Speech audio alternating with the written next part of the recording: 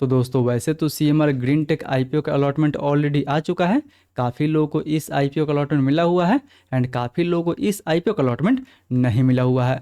And वैसे दोस्तों जिनको भी इस आईपीओ का अलॉटमेंट नहीं मिला हुआ है वो इस आईपीओ को लेकर बहुत ही ज़्यादा कन्फ्यूजन में है कि अगर उन्हें इस आईपीओ में अलॉटमेंट नहीं मिला हुआ है तो क्या इतना ऊपर जब ये आईपीओ लिस्ट होगा तो उस समय इस आईपीओ में हमें फ्रेश एंट्री बनानी चाहिए या फिर नहीं बनानी चाहिए। जी हाँ दोस्तों, बहुत लोगों से ये आईपीओ मिस हो चुका है तो अब वो आगे इस आईपीओ को लेकर बहुत ज़्यादा कन्फ्यूजन है कि इस आईपीओ में फ्रेश एंट्री बनानी चाहिए या फिर नहीं बनानी चाहिए। तो आज के दोस्तों इस वीडियो में हम लोग बात करेंगे इस IPO complete listing day strategy के बारे में, ताकि जिनको भी इस आईपीओ में अलॉटमेंट मिला हुआ है उनको भी पता चल सके कि क्या उन्हें इस आईपीओ को होल्ड करनी चाहिए या फिर इस आईपीओ में प्रॉफिट बुक करनी चाहिए। एंड उनके लिए भी बात करेंगे ताकि जिनको भी इस आईपीओ का अलॉटमेंट नहीं मिला हुआ है उन्हें इस आईपीओ में फ्रेश एंट्री बनानी चाहिए या फिर नहीं बनानी चाहिए। फ्रेश एंट्री बनानी चाहिए तो शॉर्ट टर्म का व्यू लेकर फ्रेश एंट्री बनानी चाहिए या फिर इवन लॉन्ग टर्म या फिर मीडियम टर्म का व्यू लेके इस आईपीओ में फ्रेश एंट्री बनानी चाहिए। अगर फ्रेश एंट्री बनानी चाहिए तो इस आईपीओ की लिस्टिंग के बाद हमें टारगेट क्या रखनी चाहिए, सब कुछ दोस्तों हम लोग इस वीडियो में एकदम से डिटेल में डिस्कशन करने वाले हैं। तो मे भी दोस्तों ये वीडियो थोड़ी सी लंबी हो सकती है, इसलिए अगर आपको इस आईपीओ का अलॉटमेंट मिला हुआ है या फिर अगर आप इसमें फ्रेश एंट्री के बारे में सोच रहे हैं तो इस वीडियो को दोस्तों आप पूरा देख ले। मैं गारंटी के साथ बोलता हूँ कि इस वीडियो को देखने के बाद आपको कोई और वीडियो देखने की जरूरत नहीं पड़ेगी।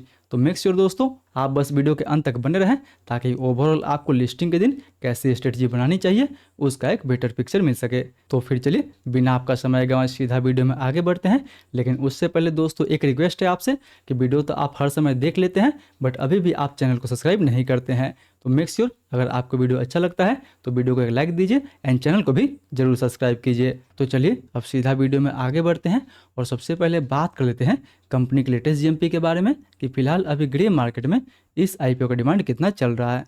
तो दोस्तों वैसे अगर बात करें इसके डिमांड के बारे में तो इसके डिमांड में वही लगभग 36 से 40% के आसपास तक आपको डिमांड देखने को मिल रहा है।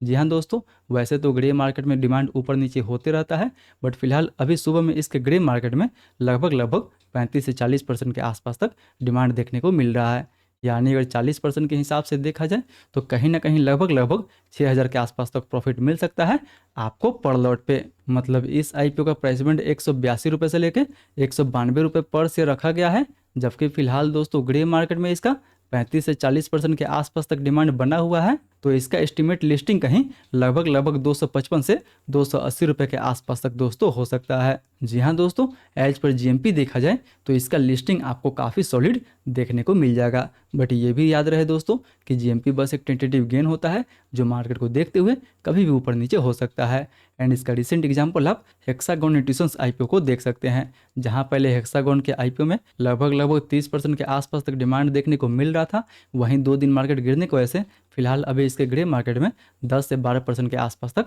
डिमांड आ गया है। यानी इससे तो दोस्तों क्लियर हो जाता है कि जीएमपी बस एक टेंटेटिव गेन होता है जो मार्केट को देखते हुए कभी भी ऊपर नीचे हो सकता है। इसीलिए मे भी इसका लिस्टिंग आपको इवन मार्केट ठीक रहता है तो 40% के ऊपर भी देखने को मिल सकता है। एंड अगर मे भी मार्केट खराब रहता है तो मे भी हमें इसका लिस्टिंग 35% के नीचे भी देखने को मिल सकता है। जैसे उस दिन मार्केट की कंडीशन रहेगी उस हिसाब से दोस्तों इसका हमें लिस्टिंग देखने को मिल जाएगा। बट लिस्टिंग के दिन दोस्तों या तो इसका लिस्टिंग 35% से नीचे हो या फिर इवन 40% से ऊपर हो, हमें हर सिचुएशंस के लिए रेडी रहनी चाहिए एंड उसके लिए हमें एक फुल प्रूफ स्ट्रेटजी बना के चलनी चाहिए।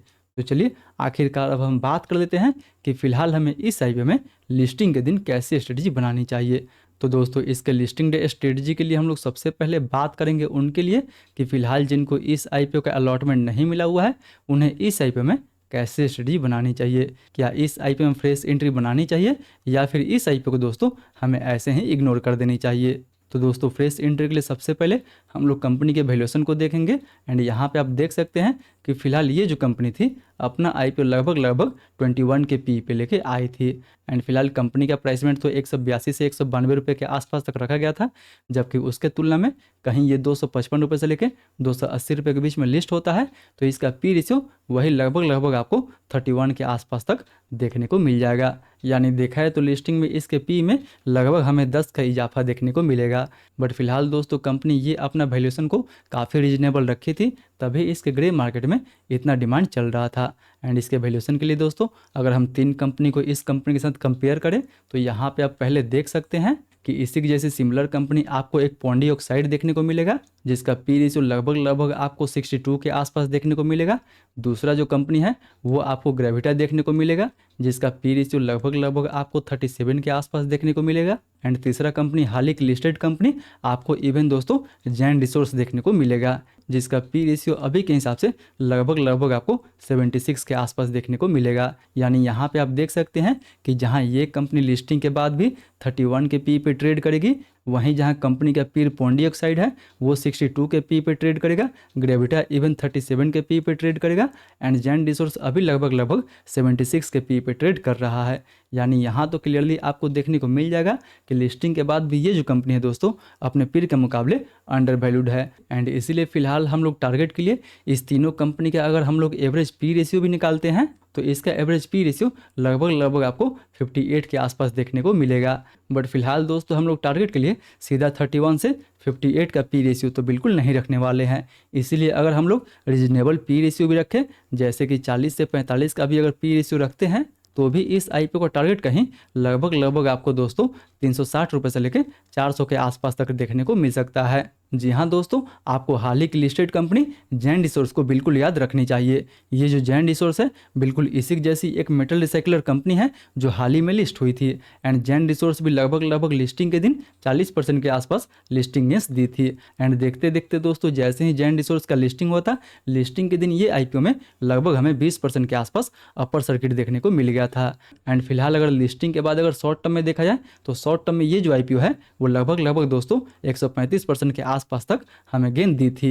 यानी लिस्टिंग पे लगभग 40% के आसपास, एंड लिस्टिंग के बाद उस स्टॉक्स में लगभग हमें 135% के आसपास का मोमेंटम देखने को मिला हुआ था। यानी आप सोच सकते हैं कि फिलहाल ये कंपनी जिस सेक्टर से बिलोंग करती है उस सेक्टर में आगे अभी कितना पोटेंशियल बचा हुआ है। एंड फिलहाल दोस्तों सीएमआर जो कंपनी है वो जैन रिसोर्स से अच्छी कंपनी है, and even revenue wise Jain resource से बड़ी कंपनी है। एंड वही नहीं, इस कंपनी जो फाइनेंशियल ट्रैक रिकॉर्ड है वो भी काफ़ी आपको बेटर देखने को मिलेगा। हालांकि FY24 में ये कंपनी एक लॉस मेकिंग थी, बट वो जो लॉस था वो वन टाइम एक्सेप्शनल लॉस था। उसके बाद से फिर से ये जो कंपनी है वो अपने ट्रैक पे आ गया था। वही नहीं, अगर इस आईपीओ का आप सब्सक्रिप्शन भी देखते हैं तो आईपीओ काफ़ी रोबस्ट सब्सक्रिप्शन मिला हुआ था, क्योंकि इसका तो टोटल इशू साइज लगभग 630 करोड़ के आसपास था, जिसको टोटल सब्सक्रिप्शन लगभग 127 गुना के आसपास तक मिला हुआ था। एंड उसमें भी दोस्तों अगर QIB कोटा इसका देखते हैं तो QIB कोटा इस आईपीओ का लगभग 270 गुना के आसपास तक टोटल सब्सक्राइब हुआ था। मतलब इस हिसाब से आप सोच सकते हैं कि फिलहाल इस कंपनी का मार्केट में दोस्तों डिमांड कैसा रहा होगा।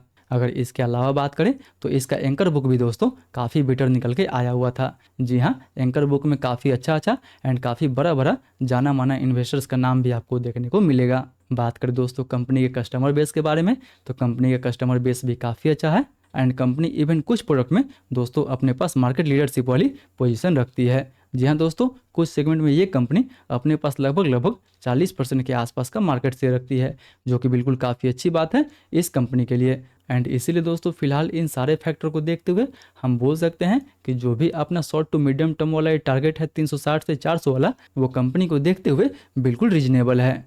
बट हालांकि दोस्तों इन सारे स्ट्रेंथ के अलावा कंपनी के पास कुछ रिस्क भी है जिन्हें हमें बिल्कुल इग्नोर नहीं करनी चाहिए। जैसे कि कंपनी कुछ क्लाइंट पे अपने रेवेन्यू के लिए बहुत ज़्यादा कंसंट्रेटेड है, यानी रेवेन्यू जो है वो कंपनी के कुछ ही क्लाइंट से देखने को आता है, एंड वो भी क्लाइंट से इस कंपनी को कोई लॉन्ग टर्म एग्रीमेंट देखने को नहीं मिलेगा। यानी जिस क्लाइंट से ज़्यादा कंपनी को रेवेन्यू आता है वो लॉन्ग टर्म में इस कंपनी से माल खरीदेगी या फिर नहीं खरीदेगी, उसका भी कंपनी के पास कोई गारंटी नहीं है। एंड वहीं अगर बात करें दोस्तों रॉ मटेरियल के, तो आप तो जानती हैं कि फिलहाल मेटल वाले सेक्टर में काफ़ी हाहाकार मचा हुआ है। हर मेटल का प्राइस आपको आसमान छूते हुए नज़र आ रहा है। एंड फिलहाल दोस्तों इस कंपनी का रॉ मटेरियल ही मेटल है, तो जैसे ही मेटल के प्राइस में उतार चढ़ाव होगा सीधा उसका इफेक्ट इसके कंपनी के प्रॉफिट मार्जिन पे देखने को आपको मिल जाएगा।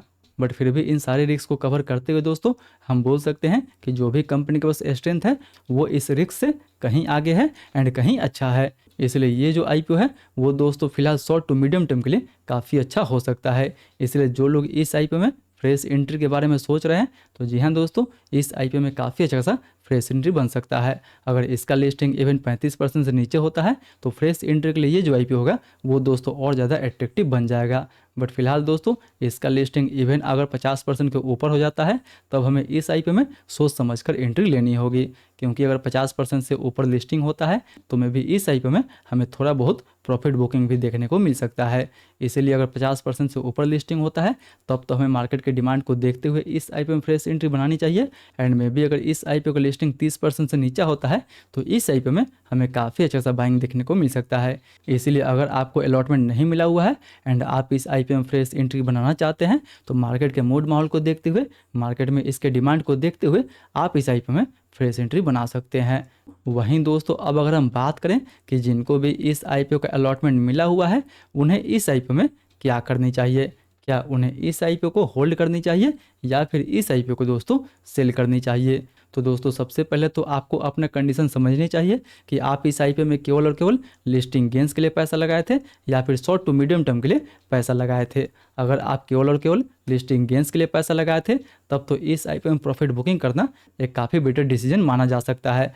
बट फिलहाल दोस्तों प्रॉफिट बुकिंग भी आपको मार्केट के मूड माहौल को देखकर ही करनी चाहिए, क्योंकि प्रॉफिट बुकिंग भी अगर जल्दीबाजी में आप कर लेते हैं एंड में भी अगर लिस्टिंग के बाद ये आईपीओ जैन रिसोर्स जैसा अपर सर्किट लगा देता है तब आपको इस आईपीओ में रिग्रेट करना पड़ सकता है। इसलिए पहले दिन अगर आप प्रॉफिट बुकिंग भी करना चाहते हैं तो थोड़ा देर इस आईपीओ को टाइम दे।